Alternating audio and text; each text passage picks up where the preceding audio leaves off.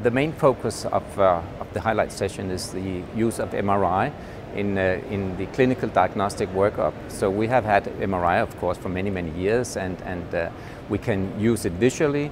But the new thing is that actually with very sophisticated methods, you will be able to divide the patients not only into clinical syndromes like Alzheimer's disease and frontotemporal dementia, but also actually to divide them into the underlying pathology, which is very, very interesting, because with the advent of new treatment options, of course, you would like to know what is the underlying pathology. And for behavioral variant frontotemporal dementia, it could be one pathology. For another linguistic variant, it could be another pathology, and you need to know this.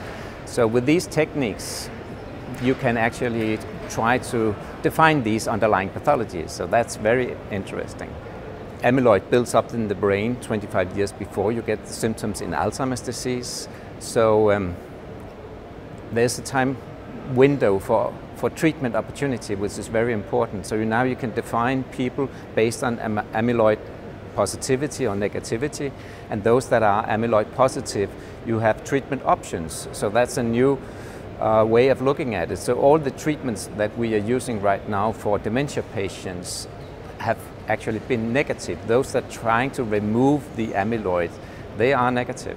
And the reason why they are negative could be that we start too late. So the idea is now to try to define who have amyloid very early before they get symptoms, and then start the treatment at that point in time.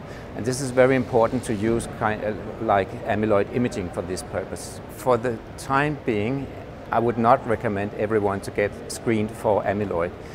The reason is that we don't have an efficient cure for the disease. We don't even know if we have something that will modify the disease.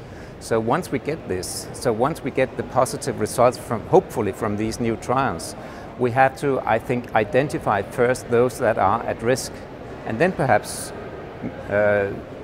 let them have an imaging and see if they are able to get this treatment. So screening the general population is not something I would recommend.